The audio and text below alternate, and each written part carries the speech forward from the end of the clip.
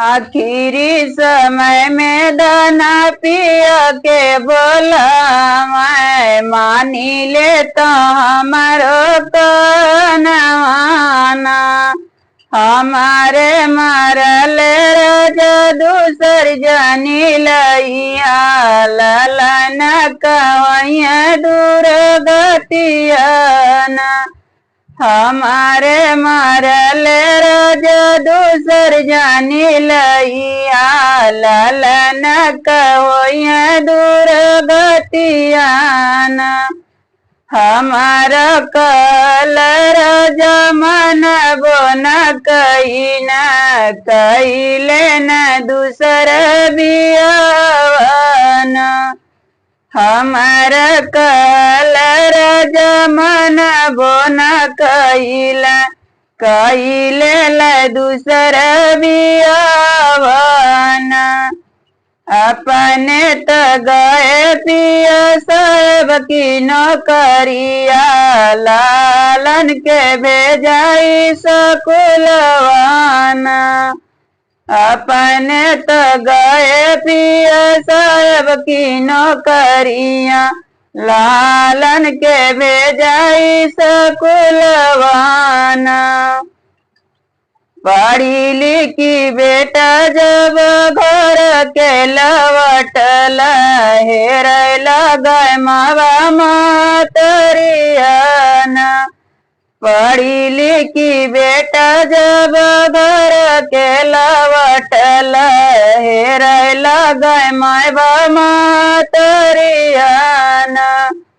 हमार जे बेटा खनवाना पवल भूख बिना तड़प परनवाना। हमार जे बेटा के खनवाना दिहनी भूख बिना कई परनवाना।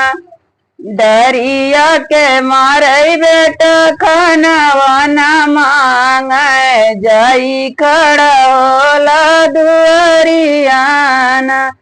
दरिया के माले बेटा खनवाना मांग जाई खड़ा होला दुआरियाना। भीतरी से निकरी मैबा महतरिया हाथावा में चूड़िया कटरियाना। भीतर से निकरी मैबा महतरिया हाथावा में चूड़िया कटरियाना।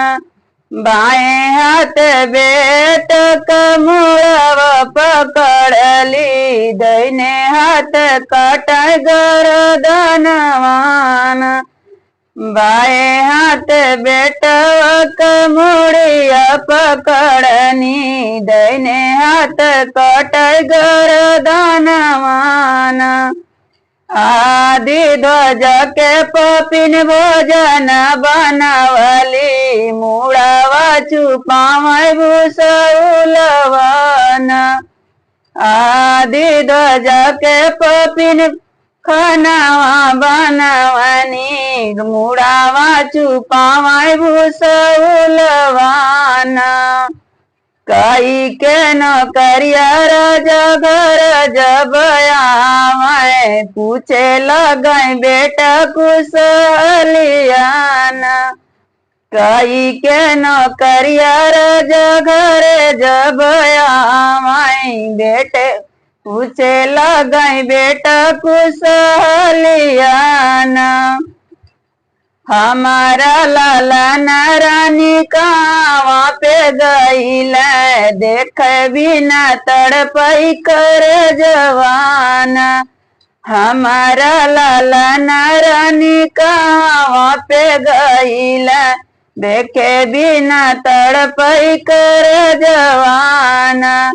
तुअरत बेटा राज दूध बत खैला खेले गईन खेले जे गईल बहरवाना। हाथ गोड़ धोई राज पलंग पे बैठ अवरज कैला भोजनियाना हाथ गोड़ धोई रज पलंगा पे बैठा अवरज कैला भोजनियाना भोजन पानी रज करऊ न पवन पीछे फुफुकार नगिनियाना भोजन पानी रज करऊ न पवन पीछे फुफुकार नगिनियाना पलंग से उतर जरा नगिन के खदेर नागिन लुकानी भूसुलवाना पलंग से उतर राजा नागिन के खदेर नागिन लुकानी भूसुलवाना